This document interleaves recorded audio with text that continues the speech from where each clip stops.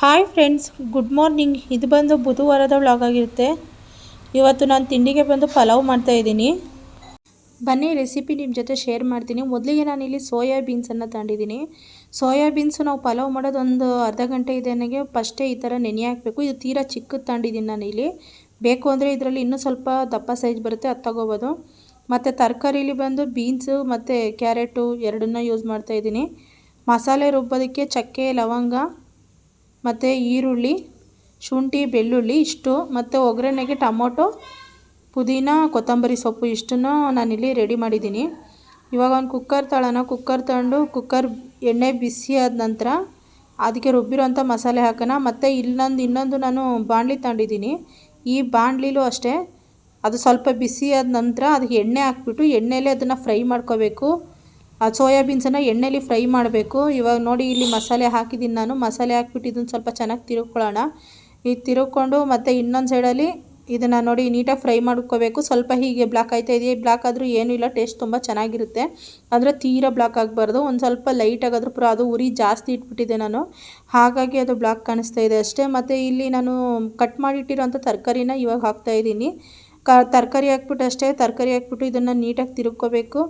ಮತ್ತು ಬೆಳಗ್ಗೆಗೆ ಈ ಥರ ಅಂದರೆ ಇವೆಲ್ಲ ಫಸ್ಟೇ ರೆಡಿ ಮಾಡಿ ಇಟ್ಕೊಂಡ್ರೆ ನಾವು ಬೇಗ ಮಾಡ್ಕೋಬೋದು. ಮತ್ತು ಹಿಂದೆ ನಾನು 2 ಟೊಮೊಟೊ ಹಾಕಿದ್ದೀನಿ, ಉದ್ದ ಕುಯ್ದಿದ್ದೀನಿ ನಾನು ಟೊಮೊಟೊನ. ಇಲ್ಲಿ ತೀರಾ ಸಣ್ಣ ಕುಯ್ದಿಲ್ಲ.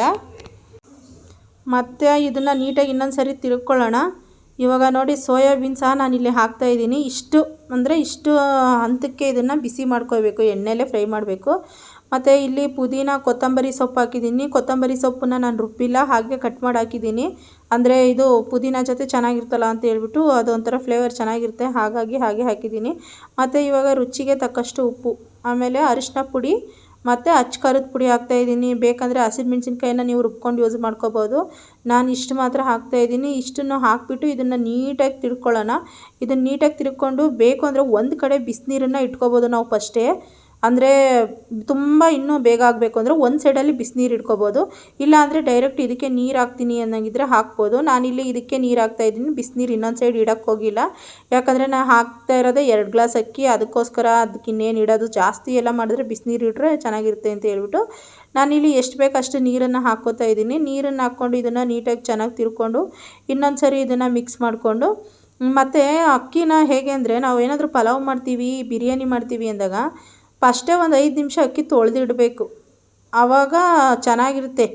ಯಾವುದೇ ಆದರೂ ಅಷ್ಟೇ, ನಾವು ರೈಸ್ ಮಾಡೋಕ್ಕೆ ಮುಂಚೆ 5 ನಿಮಿಷ ಅಕ್ಕಿನ ತೊಳೆದ್ಬಿಟ್ಟು ನೀಟಾಗಿ ಇಡಬೇಕು. ಅದು ನೆನಿಬೇಕು ಸ್ವಲ್ಪ, ಆವಾಗ ತುಂಬ ಚೆನ್ನಾಗಿರುತ್ತೆ. ಮತ್ತು ಇವಾಗ ನೀಟಾಗಿ ಇದನ್ನೆಲ್ಲ ತಿರುಗಿಸ್ಬಿಟ್ಟು ನಾನು ಇದಕ್ಕೆ ಕುಕ್ಕರ್ ಮುಚ್ಚಳ ಹಾಕಿ ಬಿಡ್ತೀನಿ.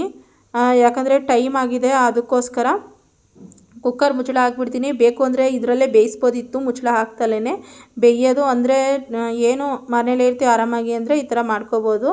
ಇಲ್ಲ ಅಂದರೆ ಪ್ಲೇಟ್ ಮುಚ್ಚಿಬಿಟ್ಟು ಇದು ಮಾಡ್ಬೋದು. ಮತ್ತು ನೋಡಿ ಇವಾಗ ಹಾಕ್ಬಿಟ್ಟಿದ್ದೀನಿ ಇಲ್ಲಿ ಮುಚ್ಚಳನ. ಒಂದು ವಿಸಲ್, ಈ ಹೊಸ ಕುಕ್ಕರ್ ಫ್ರೆಂಡ್ಸ್, ಇದು ನೋಡಿದ್ರೆ ಯಾವಾಗಲೂ ಇದ್ರ ವಿಸಲ್ಲೇ ಪ್ರಾಬ್ಲಮ್ಮು. ಸುಮ್ಮನೆ ಎತ್ತುತ್ತಾ ಇರಬೇಕು ಹೋಗಿ ಅದಕ್ಕೆ ಅಂಟು ಸ್ಮೆಲ್ ಬಂದಾಗ ಇದು ಬೆಂದಿದೆ ಅಂತ ಹೇಳ್ಬಿಟ್ಟು ಆ ಥರ ಆಗುತ್ತೆ. ಒಂದೊಂದು ಸರಿ ಬರುತ್ತೆ, ಒಂದೊಂದು ಸರಿ ಬರೋದೇ ಇಲ್ಲ, ಅದೇನು ಅಂತ ಗೊತ್ತಿಲ್ಲ. ಇವಾಗ ನೋಡಿ ಇಲ್ಲಿ ರೆಡಿಯಾಗಿದೆ. ಈ ಸೋಯಾಬೀನ್ಸ್ ಎಲ್ಲ ಮೇಲೆ ಬಂದಿದೆಯಲ್ವ, ಇದನ್ನು ನೀಟಾಗಿ ಮಿಕ್ಸ್ ಮಾಡ್ಕೋಬೇಕು. ನೀವು ನೋಡ್ತಾ ಇರ್ಬೋದು ಇಲ್ಲಿ ಹೇಗಾಗಿದೆ ಅಂತ ಹೇಳ್ಬಿಟ್ಟು. ಇದನ್ನು ನೀಟಾಗಿ ಮಿಕ್ಸ್ ಮಾಡಿಕೊಂಡು, ಮತ್ತು ಇದಕ್ಕೆ ಅಂತ ಹೇಳ್ಬಿಟ್ಟು ನಾನು ಮೊಸರು ಗೊಜ್ಜು ಮಾಡಿದ್ದೀನಿ. ಅಂದರೆ ಮೊಸರು ಬಜ್ಜಿ, ಅದನ್ನು ನಮ್ಮ ಕಡೆ ಮೊಸರು ಗೊಜ್ಜು ಅಂತಾರೆ. ನೋಡಿ ಇಲ್ಲಿ ಈ ಥರ ರೆಡಿ ಆಯಿತು. ಇದಕ್ಕೆ ಸೌತೆಕಾಯಿ ಹಾಕ್ತಿದ್ರೆ ಚೆನ್ನಾಗಿರೋದು, ಸೌತೆಕಾಯಿ ಇರಲಿಲ್ಲ ಅಂತ ಹೇಳ್ಬಿಟ್ಟು ನಾನು ಇಷ್ಟು ಮಾತ್ರ ಮಾಡಿದೆ. ಮತ್ತು ಇದೆಲ್ಲ ಮುಗಿಸ್ಕೊಂಡು ಸ್ವಲ್ಪ ಹೊರಗಡೆ ಹೋಗ್ಬಿಟ್ಟು ಫ್ರೆಂಡ್ಸ್, ಕೆಲಸ ಇತ್ತು ಅಂತ ಹೇಳ್ಬಿಟ್ಟು ಹೊರಗಡೆ ಹೋಗ್ತಾಯಿದ್ದೋ. ಅಂದರೆ ನನ್ನ ಮಗಳು ನಾನು ಅವಳು ಅಲ್ಲಿಂದ ಬರ್ತಾಯಿದ್ಲು, ನಾನು ಹೋಗ್ತಾಯಿದ್ದೋ. ಹಿಂಗೆ ರೋಡಲ್ಲಿ ಹೋಗ್ಬೇಕಾದ್ರೆ ಇದೊಂದು ಕೊತ್ತಿಮರಿ ಸಿಕ್ತು. ನಾವು ವೀಡಿಯೋ ಮಾಡೋ ಹುಚ್ಚಿರುತ್ತಲ್ಲ ನಮಗೆ ಅಂತ ಹೇಳ್ಬಿಟ್ಟು ಅದನ್ನು ವೀಡಿಯೋ ಮಾಡ್ಕೊಂಡು ಹೋದೆ. ಅಂದರೆ ನಾವು ಹೋಗೋ ರೋಡಲ್ಲೇ ಬಂತದು, ಹಾಗಾಗಿ ಅದನ್ನು ವೀಡಿಯೋ ಮಾಡಿಕೊಂಡು, ಮತ್ತು ಬೇಕ್ರಿಲಿ ಸ್ವಲ್ಪ ಏನೋ ತಿನ್ನೋಕ್ಕೆ ತೊಗೊಬರ್ಬೇಕಿತ್ತು ಅಂತ ಹೇಳ್ಬಿಟ್ಟು, ಅಂದರೆ ನಾನು ಏನೋ ಕೆಲ್ಸಕ್ಕೆ ಹೋಗಿದ್ದೆ, ಹಾಗಾಗಿ ಇದನ್ನು ತಗೊಂಡು ಮನೆಗೆ ಬಂದೆ. ಅಂದರೆ ಬೇಕ್ರಿ ಐಟಮ್ ಎಲ್ಲ ನಾವು ಜಾಸ್ತಿ ಯೂಸ್ ಮಾಡಲ್ಲ, ಅಪರೂಪಕ್ಕೆ ಒಂದು ಸರಿ ತೊಗೊಬತ್ತೀವಿ ಅಷ್ಟೇ, ಜಾಸ್ತಿ ಯೂಸ್ ಮಾಡೋದಿಲ್ಲ. ನೋಡಿ ಇವೆಲ್ಲ 20 ರೂಪಾಯಿ ಪ್ಯಾಕೆಟ್ ಆಗಿರುತ್ತೆ, ಅಂದರೆ ಅಲ್ಲೇ ಫ್ರೆಶ್ಶಾಗಿ ಮಾಡೋದು ಅದನ್ನು.